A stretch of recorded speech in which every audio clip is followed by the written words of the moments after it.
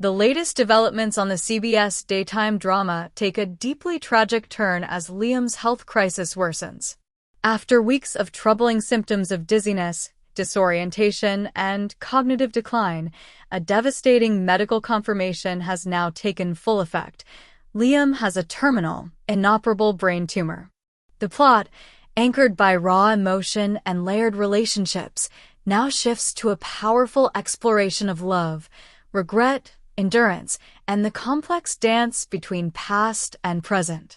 Let's dive into the emotional fallout, complicated history, and potential consequences that will arise from this shocking diagnosis, especially for Steffi, whose connection to Liam is not only historical, but soul-tight. After a series of scans and neurological evaluations, the final medical verdict was in. Liam's brain tumor was not only inoperable, but aggressive and untreatable by conventional means. The confirmation was devastating to his loved ones, especially Steffi, who had to accept the horrifying truth that Liam had only weeks, if not days, to live. Finn, as Steffi's husband and Liam's doctor, was the one to break the news. His words were firm but unwavering. There was nothing more science could do. No surgery, no chemotherapy, no reversal. The image of Liam, the father of her child, the man who once held her heart, fading under the weight of a tumor he could not fight, was almost too much for Steffi to bear. Steffi is a woman known for her strength. She had battled addiction, overcome trauma, weathered countless betrayals, and weathered storms. But this was different. This was Liam. This was the father of her daughter, Kelly. This was the man who, regardless of romantic status, had always been a presence in her life. And now she was watching him die. The thought of Kelly growing up without a father, without the simple memories of bedtime stories, walks on the beach, and school pickups, left Steffi feeling empty. She spent her days trying to be strong for her daughter, her nights crying silently by Liam's hospital bed. She couldn't believe it was happening. She didn't want to believe it. But as Liam's strength waned and reality set in, Steffi had no choice but to surrender to the pain even before the loss became real. Even though Steffi and Liam had long since gone their separate ways, Liam with Hope and Steffi with Finn, their relationship had never really broken down. Sometimes dormant, sometimes broken, but always alive, always beneath the surface. As they spent more time together in the shadow of death, those emotional bonds began to emerge. Steffi became Liam's closest companion in his final days. She was with him on appointments, read to him when he was too tired to hold a book, and held his hand when the pain became unbearable. Their conversations became tender, introspective, filled with what-ifs and unfinished stories. And then, one night, in the quiet of Liam's hospital room, they kissed. It wasn't lust.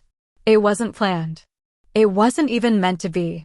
It was a moment of pure emotion. Steffi needed to feel Liam one last time, and Liam clung to the thing that had made him feel most alive. But it was a kiss nonetheless. And it changed everything. The kiss was brief, but the guilt was immediate. Steffi loved Finn. He was her husband. He had saved her from addiction, from emotional despair, from loneliness, many times. He was a good man. A man in the stable. But Liam was her past, the father of her daughter, her first true love. And this kiss, this brief moment, was steeped in grief, not passion. It was a goodbye rather than a beginning. And yet betrayal was betrayal. What if Finn found out? If Finn had walked in and witnessed the kiss, or heard about it from a third party, his reaction could have gone one of two ways. He understood. He saw it for what it was, an emotional goodbye, not a rekindling. He sympathized with Steffi's pain and respected the space she had given Liam in her final days. He forgave. He couldn't get over it. As much as he wanted to be rational, it broke his heart to think of his wife turning to another man, even in her grief. And the pain was deepened when he realized Liam still held a permanent place in Steffi's heart. Initially, Finn leaned toward understanding. He acknowledged that Liam was no threat to his marriage, not when he was dying. But then it happened. It wouldn't be the bold and the beautiful without the hint of the impossible becoming possible. Rumors began of an experimental treatment overseas. A clinic. A trial. A neurosurgical breakthrough that has not yet been approved by the FDA but has shown miraculous results in Europe. At first, it sounds like a pipe dream. But when new scans show that the tumor has not grown and has miraculously shrunk a little, Finn begins to reconsider. Does Liam qualify for the trial? Can he live? Can the man everyone once considered near death now become a viable competitor in Steffi's life again? With Liam's possible survival, the emotional landscape changes overnight. Steffi, who has allowed herself to love Liam freely, even in secret, now has to answer difficult questions. Does the kiss mean more than she thought? Are her feelings for Liam really fading? Finn, who was once so sympathetic, now feels threatened. If Liam lives, will Steffi return to the past?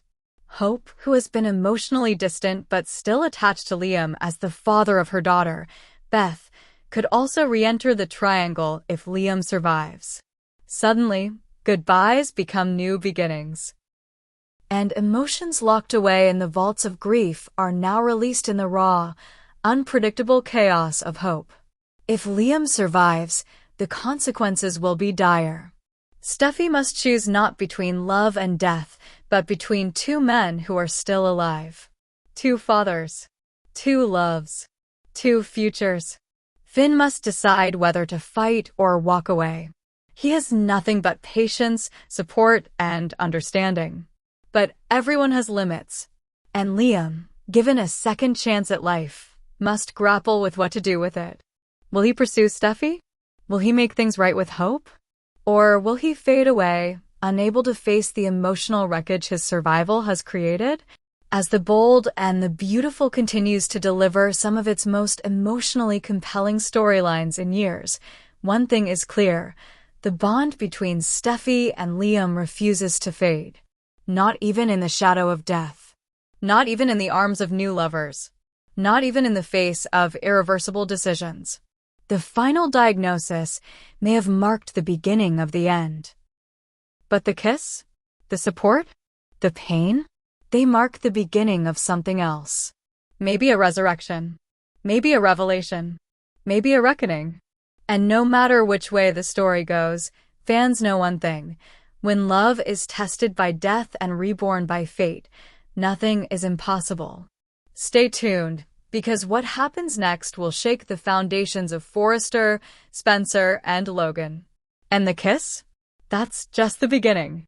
The bold and the beautiful is playing out like the opening act of a grand opera, epic, chaotic, and filled with betrayal, passion, and carefully calculated moves.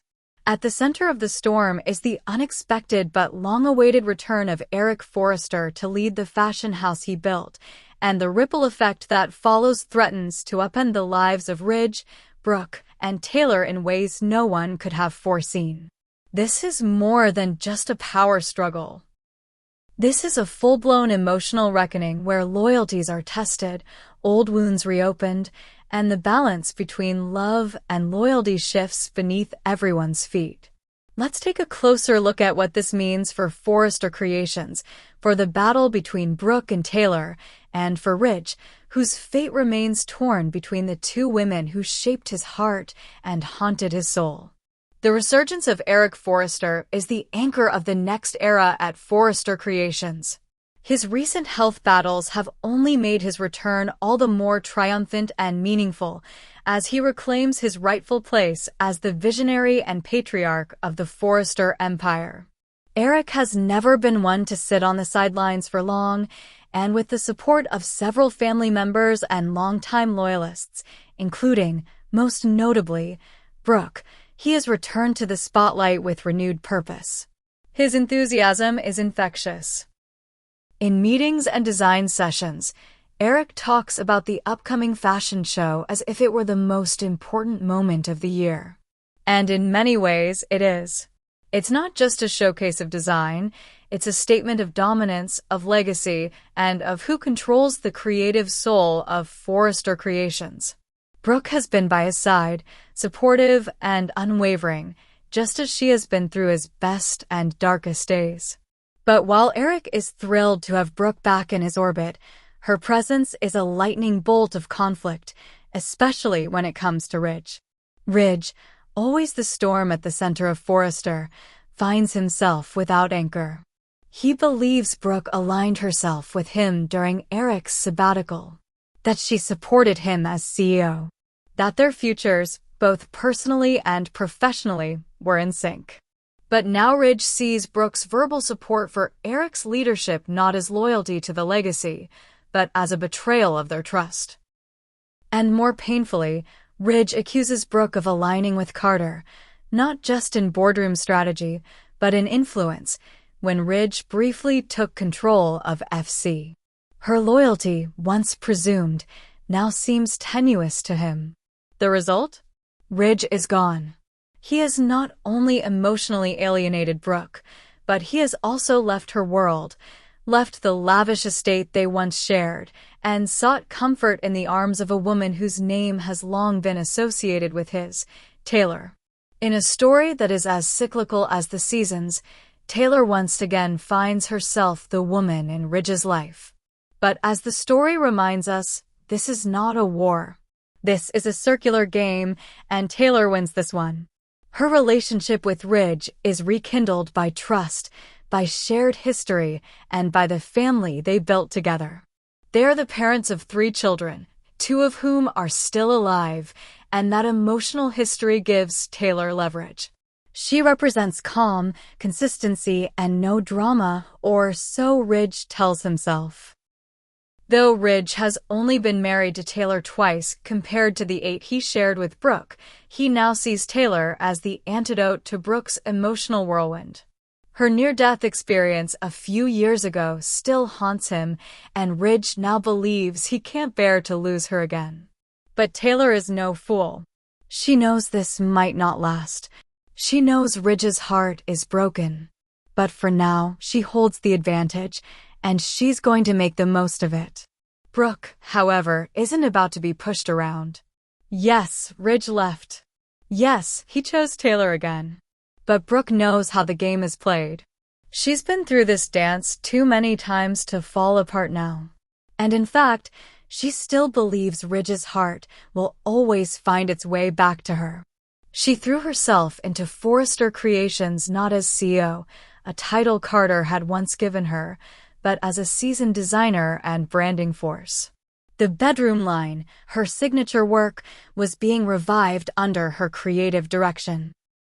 The designs were fresh, the reviews were glowing, and Brooke was proving that her value to Forrester wasn't tied to her romantic relationships. Eric, of course, was completely supportive. In fact, he recently showed her a vintage digital photo from one of her most iconic fashion moments of Brooke in an elegant Forrester dress, the epitome of confidence, beauty, and class. It was a reminder. She was still the face of Forrester in so many ways, and no amount of competition could erase that. But just as she feels herself growing stronger, Taylor's presence resurfaces not only in Ridge's personal life, but also in a tense, impending showdown on the runway itself. The upcoming fashion show, long hyped by Eric, is shaping up to be not just a showcase of style, but a symbolic clash of ideologies, personalities, and alliances. Eric envisions grandeur. Ridge supports this vision, unaware that behind the scenes, old rivalries are flaring. Brooke and Taylor find themselves backstage, unexpectedly thrown together in the chaos of pre-show preparations. A misunderstanding leads to a mechanical failure, a jammed door, and the 2 women are locked inside a storage space with no exit. At first, they argue. They recriminate. Brooke suspects Taylor of orchestrating the lockout, conspiring to make her miss the show. Taylor responds, reminding Brooke that the world doesn't revolve around her. Tension builds. Voices ring out. But then something else happens, an uneasy truce. An acknowledgement of how complicated their lives have become. They are, after all, mirror images of each other, both strong, flawed, and fiercely in love with the same man. When the doors finally open, Brooke rushes to her place in the spotlight, knowing full well that Taylor's influence is growing, both on and off the stage. When the dust settles, Ridge remains the axis around which Brooke and Taylor's rivalry revolves. He loves both women. Always has. Always has. Taylor gives him stability. The stability.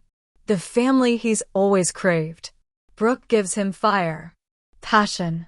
A sense of necessity. And for Ridge, the truth is still the crazy truth. He can never fully commit to one person without betraying something core to himself. That's why he keeps drifting. That's why Brooke, despite losing this round, still has hope. Because Ridge never really let go.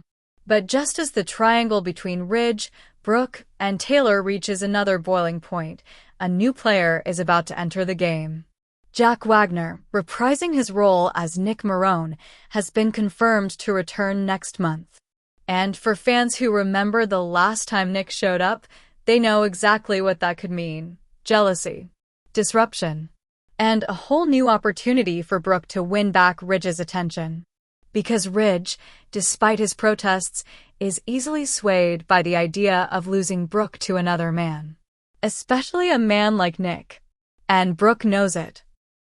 So, if Taylor thinks she's won the fight, she might want to keep her guard up. Because Brooke has played this game before. And she's not done yet.